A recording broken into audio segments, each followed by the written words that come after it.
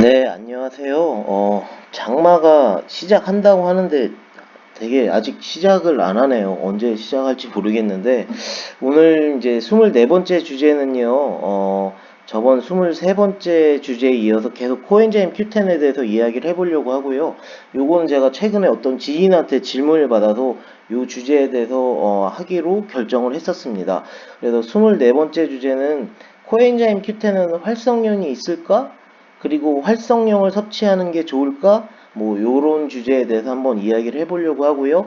시작하기 전에 다시 한번 약사 PARK 구독해 주시면 감사하고 좋아요도 눌러주시면 정말 감사하겠고요.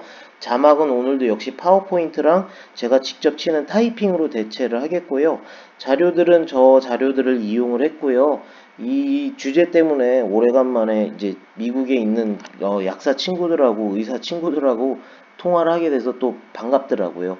그래서 한번 24번째 주제에 대해서 한번 시작을 해보겠습니다. 요 그림은 뭐 저번 때도 한번, 저번 주제 때도 한번 보여드렸던 그림인데요. 코엔자임 Q10은 우리 몸의 세포에 이곳저곳에 많이 다 있다고 했죠.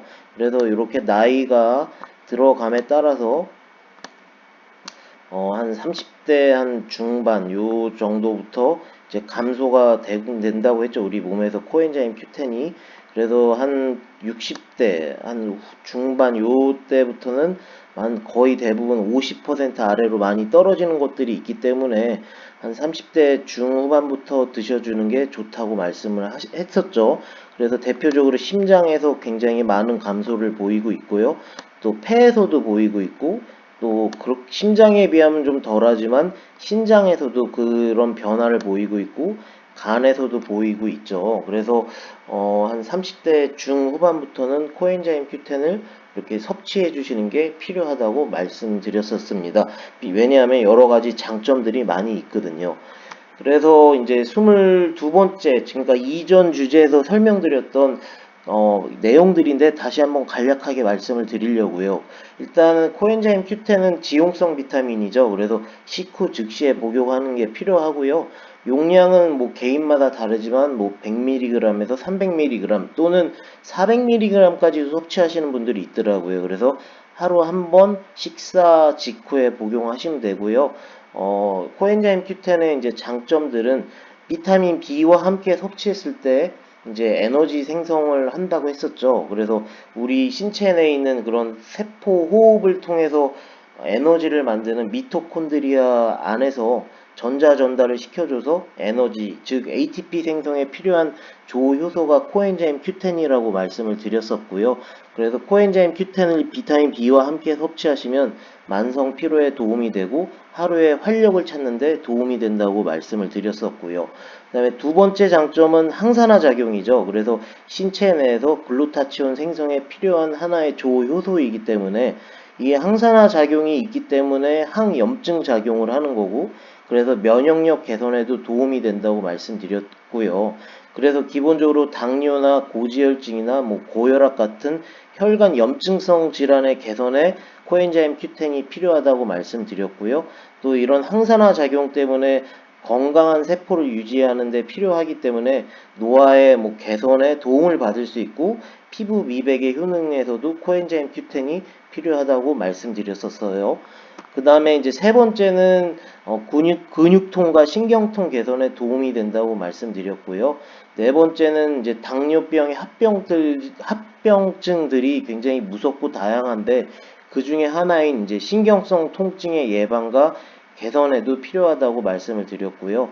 그 다음에 심장의 정상적인 박동에 필요한 에너지를 생성하기 위해서 코엔자임 Q10이 역할을 하기 때문에 심장의 건강이라든가 심혈관 질환의 예방과 개선에서도 이 코엔자임 Q10이 필요하다고 말씀드렸었죠. 그래서 고혈압이나 심부전증이나 뭐 허혈성 심질환 등의 이제 심장 관련 질환들의 예방과 개선에 코엔자임 Q10을 섭취해 주시면 도움이 될 수 있다고 이제 말씀드렸었고요. 이게 아마 2014년도에 발표됐던 건데요. 그 미국 그 심장 학회지 그 1호에 따르면 코큐텐을 복용한 후 심장마비 질환 그 환자들을 조사했더니 환자들의 심장 관련 그런 심장 관련 사망 위험이 한 43% 정도 감소가 되었다고 합니다. 그러니까 이 코엔자임 Q10이 심장의 건강과 그다음에 심장에 관련된 여러 가지 질병에 도움이 될 수 있고 개선의 여지가 있다는 것을 다시 한번 보여주는 거죠. 이제 그 다음에 이제 여섯 번째가 이제 편두통의 예방과 개선에 코엔자임 Q10이 역할을 한다고 말씀드렸었죠. 그 다음에 일곱 번째가 고지혈증 처방약을 드시는 분들은 무조건 코엔자임 Q10을 제가 섭취하라고 말씀드렸고요. 그래서 고지혈증 처방약, 특히 뭐 스타틴 계열의 처방약에 의해서 생길 수 있는 어떤 근육통 같은 부작용 예방과 또 개선을 위해서 코엔자임 Q10을 섭취하시는 게 필요하다고 말씀드렸었어요. 그래서 요것도 어떤 자료를 제가 좀 찾아봤더니 2015년도에 이제 스웨덴에서 연구한 건데 이거 이름을 히셀10 임상실험이라고 하더라고요. 임상실험에서 발표한 거를 보면 코큐텐을 복용함에 따라서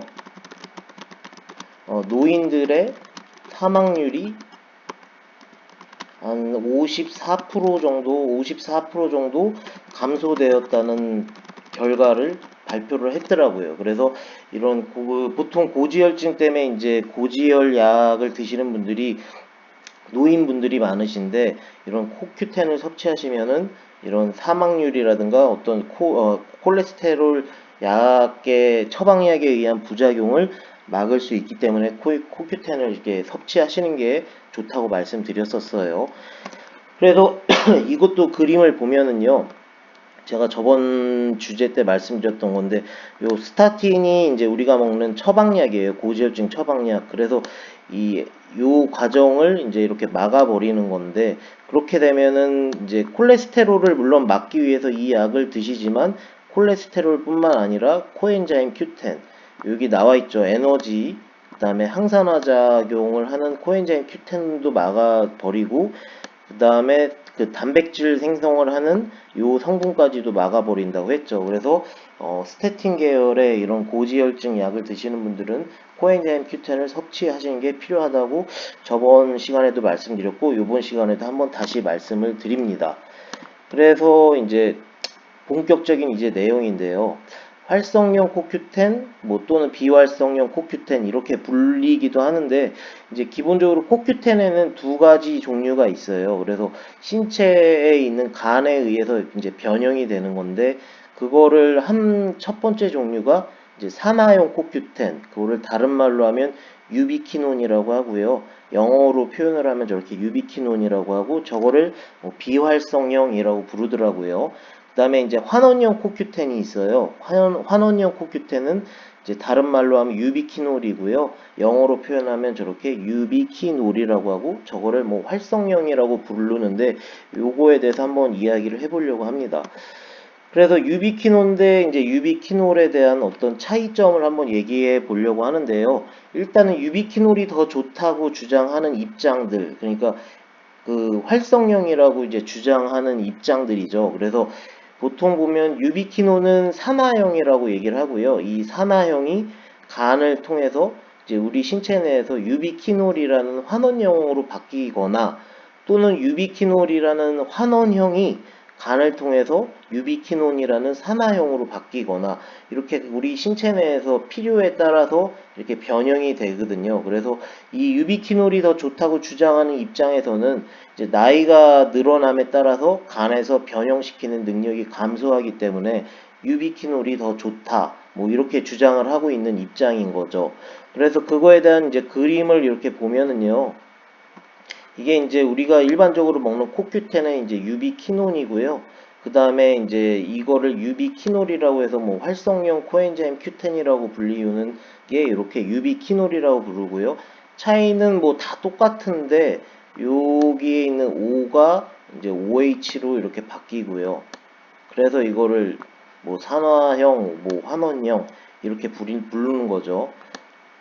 이렇게 요 양쪽에 있는 O가 OH로 바뀌는 거여서 그래서 유비퀴놀을 산화형이라고 부르는 거고요. 유비퀴놀을 이제 환원형으로 하는 거고 요 역할을 하는 게 이제 간에서 이제 이게 발생하게 됩니다. 간에서 요 과정이 이렇게 필요에 따라서 왔다 갔다 뭐 이쪽으로 가기도 하고 그 다음에 또 이쪽으로 가기도 하죠. 그래서 이제 또 다른 표를 보면요. 여기서 보면은 유비퀴놀 150mg이 다시 펜을 써볼까요? 유비퀴놀 이 150mg이 1200mg의 유비퀴놀과 뭐 동일하다. 이런 흡수율을 가지고 있다. 업졸션이 이제 흡수율에 대한 거거든요. 그리고 여기서 주장하는 걸 보면 또 300mg의 유비퀴놀이 2400mg의 유비퀴놀하고 뭐 동일하다. 이렇게 해서 유비퀴놀이 더 흡수율이 좋기 때문에 더 좋은 활성형 코엔자임 Q10이다. 이렇게 이야기를 하는 거죠.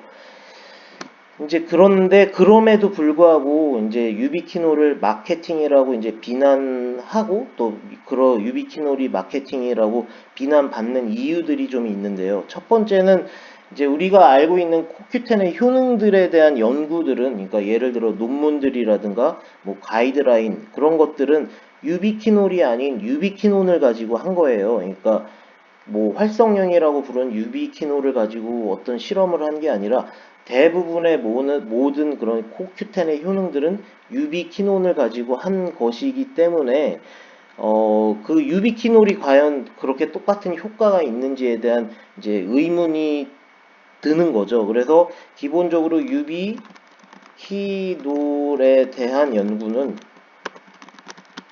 주로 이제 흡수율의 차이만 이제 포커스를 맞춘 거죠. 그러니까 기본적으로 어떤 자료가 좀 부족하다는 거죠. 그거에 대한 명확한 자료들이. 그리고 이제 두 번째가 간에서 필요함에 따라서 우리 신체 내에서 간에서 필요함에 따라서 자연적으로 유비퀴놀에서 유비퀴논으로 또는 유비퀴논에서 유비퀴놀로 변형을 시키기 때문에 그게 굳이 유비퀴놀로 섭취하는 게 필요하다라는 이제 의문감이 드는 거죠.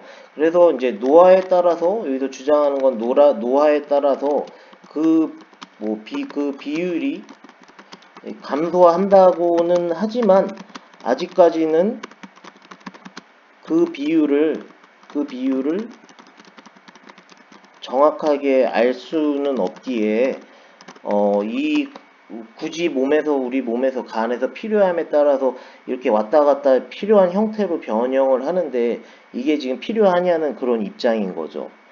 그 다음에 세 번째로는 우리의 몸은 유비퀴논의 형태도 필요하기 때문에 그렇습니다. 일단 유비퀴논하고 유비퀴놀이 이제 있는데 유비퀴논은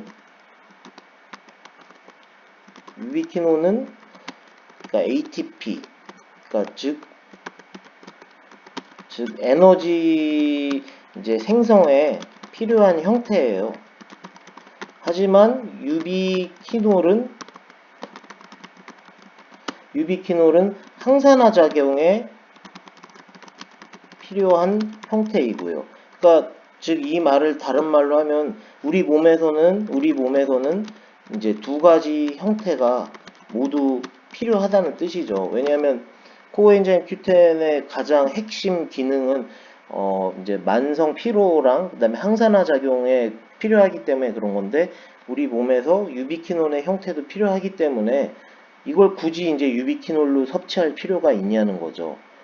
그리고 이제 다음 걸 보면 네 번째를 보면은 이제 온도에 따른 안정성의 문제에 대한 이제 언급을 하고 있어요. 그래서 이거의 내용을 보면은 유비퀴놀은 우리가 흔하게 지금 알고 있는 코엔자임 Q10은 유비퀴놀은 뭐 30도씨 그러니까 일반 30도씨니까 일반 온도죠. 그 아래인 실온에서는 안정하지만 유비퀴놀은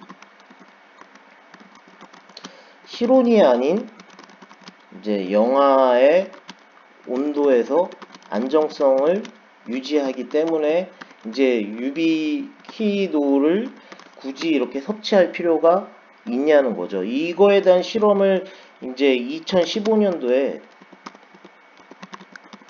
이제 일본에서 이제 혈액 내에 이제 온도에 따른 안정성 실험을 했었는데 유비키놀은 30도씨 아래인 일반적인 그 실온에서는 안정하지만 유비키놀은 보통 실온이 아닌 영하의 온도에서 안정성을 유지한다. 이런 실험 결과를 발표를 했거든요. 그 다음에 이제 다섯 번째가 신체 내에서 생성된 게 아니면 이제 생화학적으로, 그러니까 그 자체적으로 불안정해서 외부에서 쉽게 산화돼 버리기 때문에 어차피 다시 유비키놀로 변형돼 버리기 때문에 굳이 유비키놀을 섭취할 필요가 없다는 거죠. 그러니까 신체 내에서는 자연적으로 간에서 그 역할을 해주지만 과연 이제 밖에서 우리가 이제 보충제로서 먹는 것들이 워낙 불안정한데 그거를 섭취한다고 해서 그게 어떤 계속 그 형태를 유지할 수 있냐에 대한 이제 의문감이 드는 거죠. 그래서 이거를 이제 확인하는 방법이 있어요. 그래서 저는 해봤는데 이거를 해봤는데 변형이 안 된 것들도 있고 또 변형된 것들도 다수 있더라고요. 그래서 제가 알려드리는 방법은 한번 있으시면 해보세요. 캡슐 안을 뭐 이렇게 열거나 잘라 보시면 이제 그 안에 내용물이 있거든요. 그 내용물이 흰색 계통이면은 제품이 그 주장하는 대로 유비퀴놀인 거고요. 그 다음에 제품은 열어봤는데 만약에 노란색 계통이다.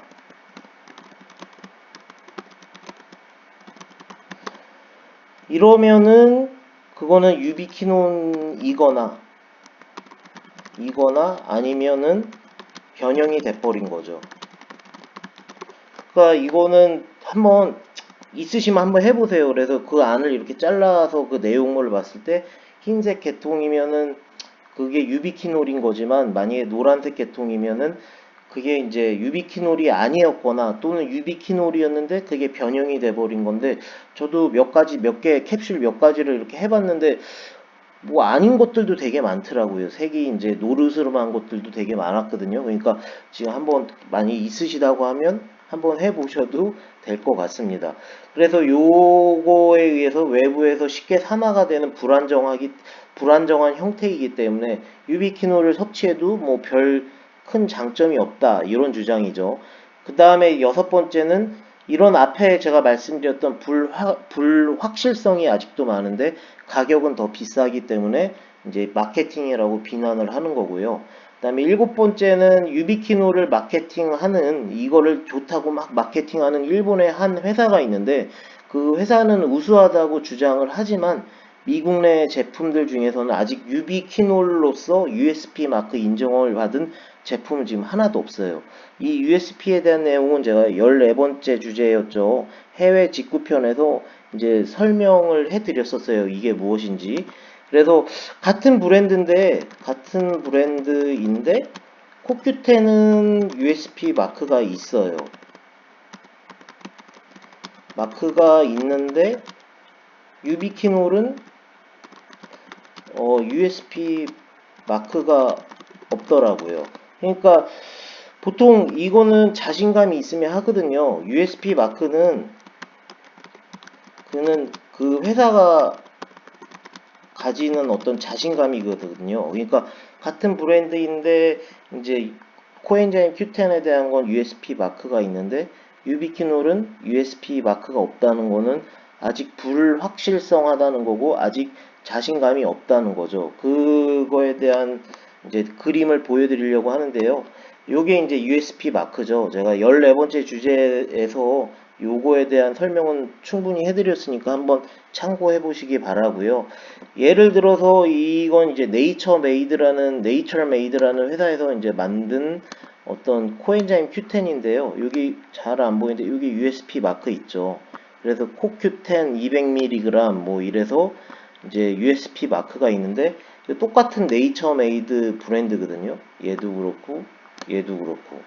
그리고 얘는 유비키놀 코큐텐 이런데 얘는 지금 이 마크가 없어요. 그러니까 이거는 똑같은 회사인데 코큐텐은 USP 마크가 있고 유비키놀은 이 마크가 없다는 건 아직 불확실하다는 그런 증거인 거죠. 그래서 이런 주장들 때문에 이제 유비키놀을 마케팅이다 이렇게 주장하는 이런 논란들도 좀 있습니다. 그 다음은 이제 국내 제품들인데요. 요거 저번 주제 때 보여드렸던 건데 요 안에는 종분당 코큐텐 100mg 프리미엄 뭐 비타민 플러스 미네랄인데 코엔자임 Q10이 100mg 들어가 있고 그 이외에도 항산화 작용을 하는 비타민 C, 아연, 망간, 비타민 E, 뭐 셀레늄, 비타민 A 이렇게 다양하게 들어가 있거든요. 그래서 저는 개인적으로 이 제품을 좋아하는데 예시로 하나 보여드렸고요. 그래서 저의 제안, 그냥 저의 개인적인 이걸 이렇게 써야겠네요. 개인적인 이렇게 써야겠네요. 만약에 60대 중후반이라고 하시면 뭐 일반적인 코엔자임 Q10과 유비키놀을 각각 한 개씩 하루에 한 번 식후에 뭐 복용하시는 것도 좋다고 생각을 합니다. 만약에 이렇게 60대 중후반이라고 하시면요. 이렇게 해서 이렇게 근데 만약에 30대 중후반부터 이제 60대 초반까지 사이라고 하시면 만약에 뭐 비타민 B를 드시고 이제 계시는데도 만성 피로감이 있으시다 만약에 있으시면 그냥 일반적인 코큐텐을 한정을 추가해서 함께 식후에 드시는 것을 추천합니다. 이게 만약에 만성 피로감이 있다고 하시면요. 왜냐면은 이 코엔자임 Q10이 또 몸 안에서 자연적으로 이제 필요에 따라서 이제 형태가 변형이 되니까 자신의 이제 몸의 기능을 믿으시는 게 좋은 생각이라고 저는 생각합니다. 그래서 만약에 비타민 B를 드시고 계시는데 30대 중후반에서 60대 초반까지요. 만약에 비타민 B를 드시고 계시는데도 만성 피로감이 있으시면 일반적인 코큐텐을 그냥 한정 추가해서 음식과 함께 드시는 걸 추천해 드리고요. 그 다음에 근데 만약에 뭐 평소에 만성 피로감이 없으시고 그냥 단지 난 항산화제 목적만을 취하고 싶다. 이러시면 뭐 유비키놀을 드실 수도 있고요. 예. 이렇게 해서 그 상황과 그거에 따라서 이제 맞춰서 드시는 게 좋고요. 아직까지 유비키놀은 그렇게 많이 이렇게 증명이 되고 아직 더 많은 논문과 연구들이 많이 필요한 것 같고요. 아직은 마케팅인 쪽이 저는 더 맞다고 봐요. 그래서 만약에 진짜 제가 제일 신기했던 게 이렇게 똑같은 회사인데 얘는 USP를 이렇게 받았는데 코큐텐에 대해서 얘는 받지를 못했단 말이에요. 안 받은 건지 받지 못한 건지 모르겠지만 이런 거를 봐도 저는 조금 아직 유비키놀이 아직은 확실하진 않구나 하는 생각을 하고 있고요. 그래서 가격이 일단 좀 더 비싸요. 이런 불확실성 안에서. 그러니까 요거는 개인의 선택으로 하시면 되고요. 저의 제안은 일단은 일반적인 코큐텐이 더 많이 검증이 되고 더 많이 이제 연구 재료로서 많이 쓰인 거니까 저는 그쪽을 더 믿는다. 이렇게 말씀을 드리고 싶어요. 그래서 오늘 주제는 요거에 대해서 한번 다 해봤고요. 그래서 다시 한번 말씀드리지만 약사 PARK 구독과 좋아요 눌러주시면 너무 감사하고요. 다음에 또 다른 주제로 찾아뵙겠습니다. 그리고 이제 요번 주부터 진짜 장마가 시작할 것 같으니까 우산 꼭 챙겨 다니시고요. 감사합니다.